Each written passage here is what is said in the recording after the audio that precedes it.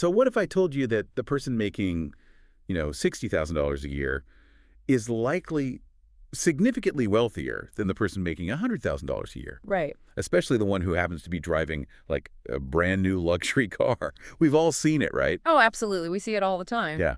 It's this flashy lifestyle that looks amazing on the outside, but underneath it's just, well, it's a house of cards. Exactly. It's a total illusion for a lot of people. So today we are looking at the mechanics of why your paycheck actually has very little to do with your real wealth. Welcome to the deep dive. It's a really counterintuitive reality. I mean, we are conditioned to look at income as the ultimate scoreboard. Right. The bigger the paycheck, the richer you are. That's the assumption, yeah. Oh.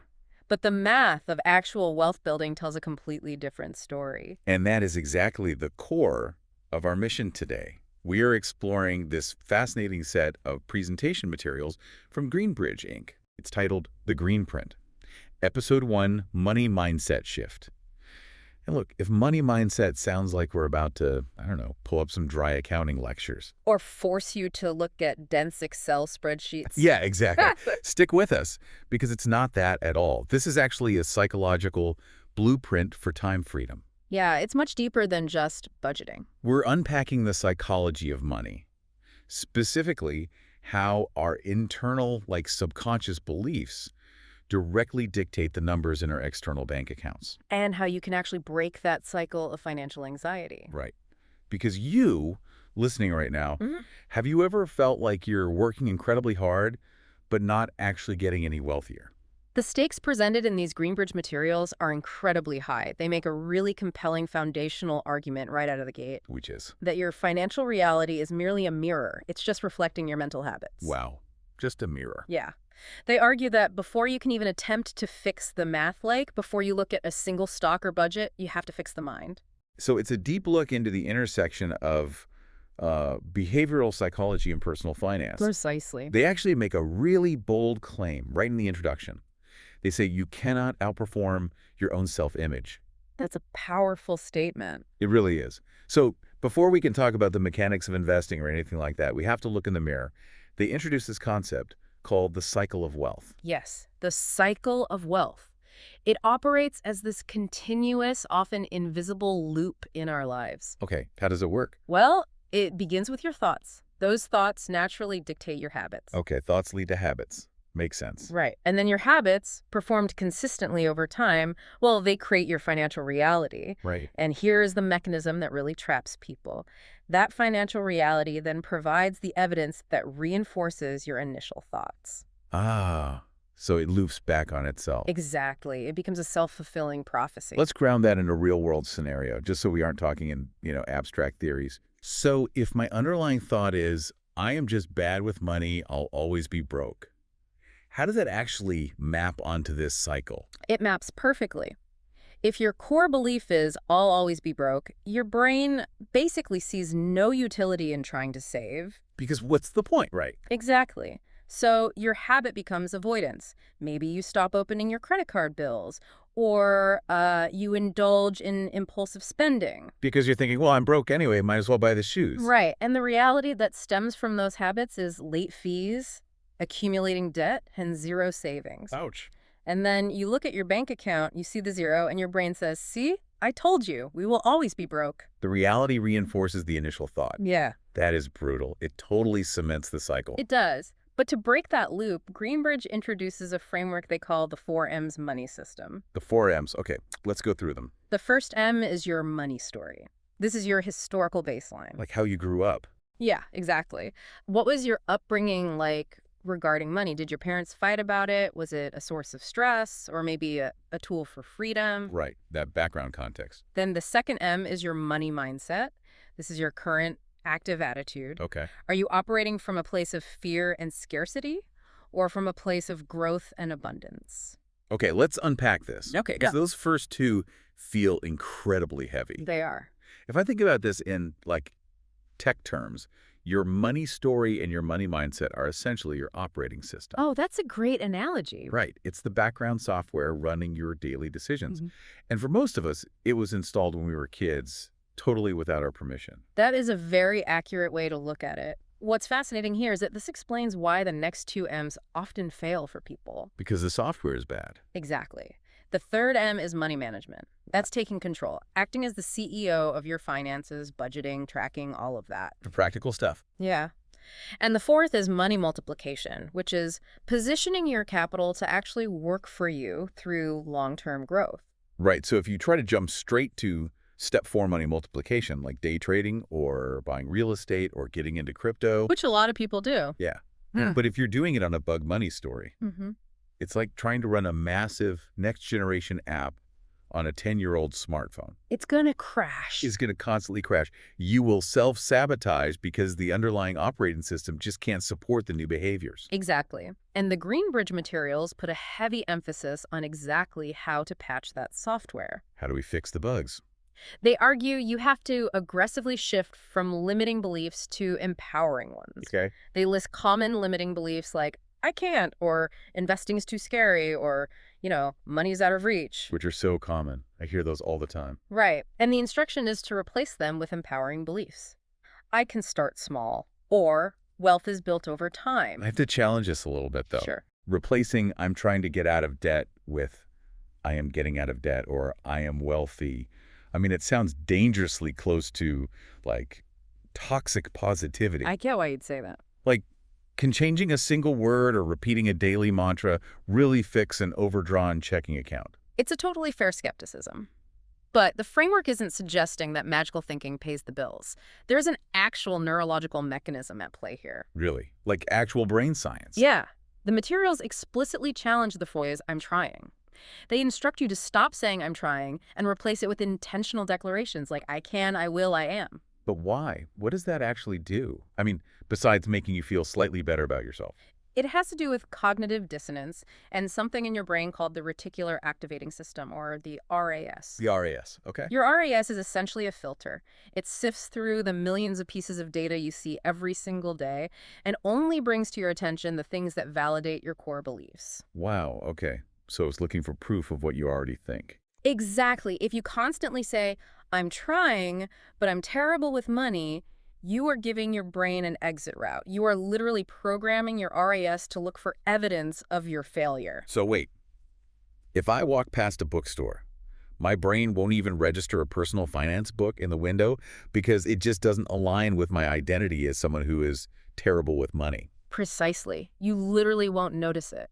But when you shift your language to I am, you force a new identity. Okay. The brain hates cognitive dissonance. It hates when your actions don't match your stated identity. It wants everything to align. Right. So by declaring I'm a person who manages money well, Right. you program your RAS to start spotting opportunities, finding efficiencies, noticing where you can save. Because it wants your reality to match your words. Exactly. You aren't just wishing for wealth. You are literally rewiring your brain's pattern recognition software. Man, that reframes it completely. It's not about making a wish to the universe. It's about changing the filter on your reality. Yeah. So once that mental operating system is patched and we're actually looking for the right things, the Greenbridge materials argue that our actual definition of success has to change.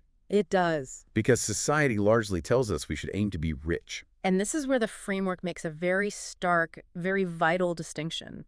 They draw a hard, definitive line between being rich and being wealthy. Yeah, they are absolutely not synonyms here. Not at all. In this framework, being rich is entirely income-based. It's a really fragile state. Very fragile. It's focused on immediate gratification and lifestyle. Like, it looks fantastic on social media, but its sustainability is incredibly low. Whereas being wealthy is asset-based and secure. It is focused on ownership, long-term options, and building a multi-generational legacy. The source material gives a case study that really drives this home. Let's look at person A and person B. Okay. Person A earns $60,000 a year, but they live below their means, they manage their cash flow, and they have a high net worth. And just to clarify that term, for anyone listening who might not track financial jargon, your net worth is simply the total value of everything you own. Like savings and investments. Right, minus everything you owe, like debts and loans. So person A has a high net worth. Okay, and then there's person B. Yes, person B earns $100,000 a year. Much higher income. Much higher. They drive a leased luxury car, they wear designer clothes, but they actually struggle to afford their condo and they have little to no actual savings or investments. So their net worth is effectively zero.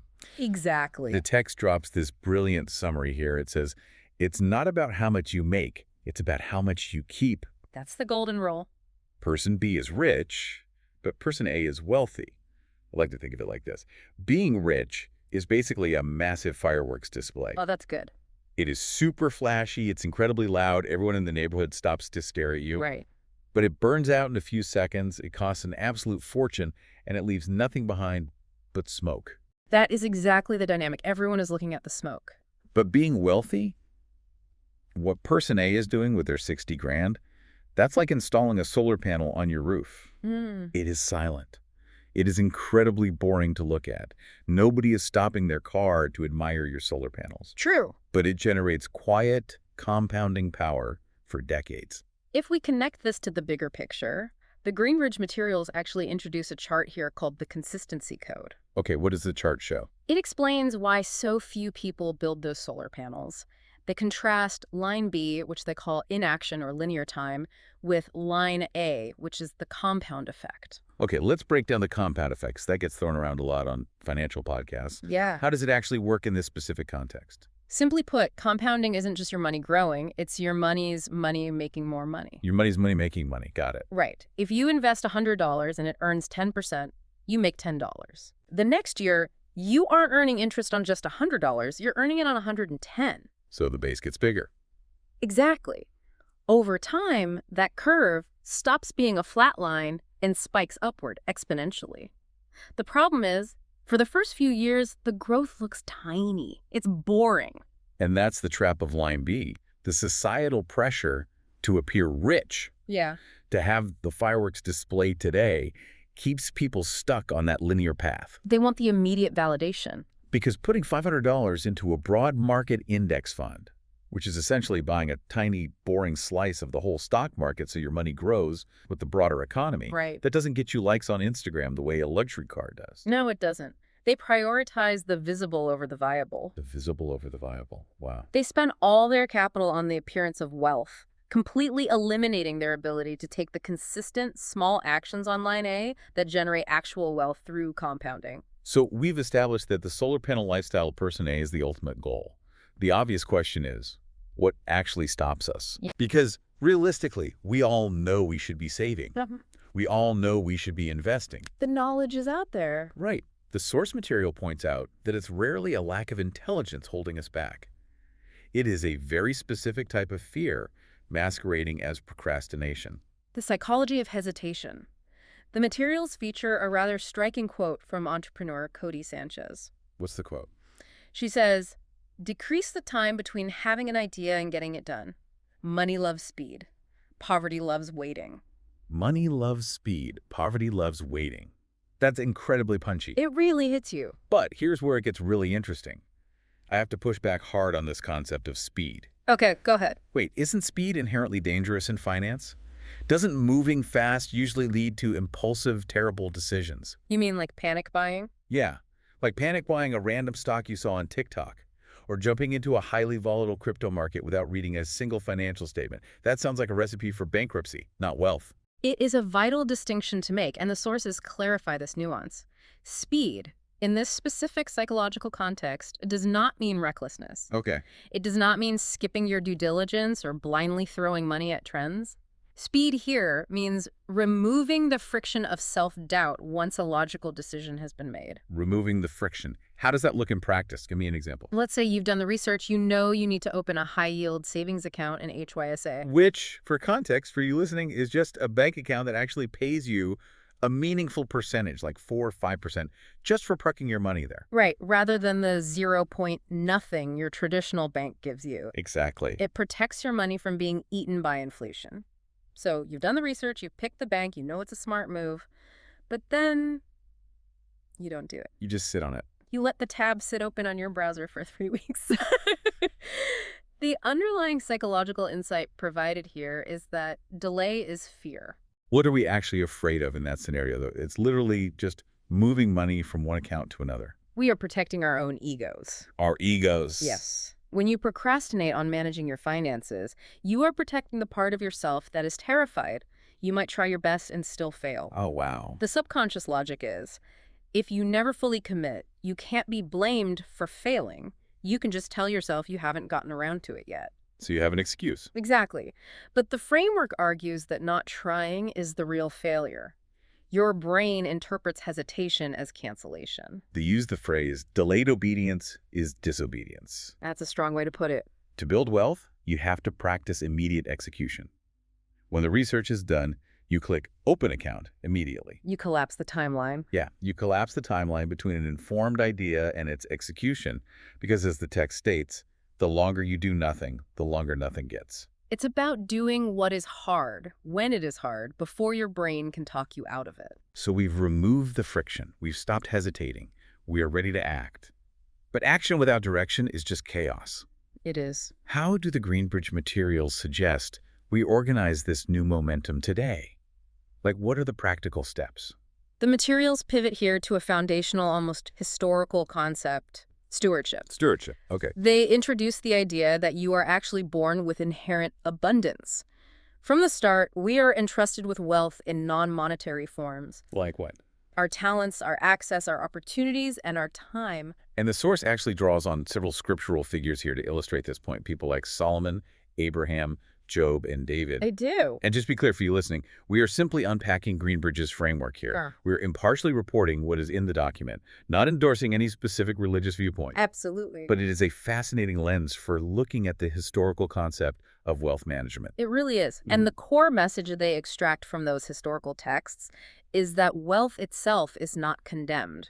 Rather, idolizing it is the danger. Okay, so money isn't bad. No.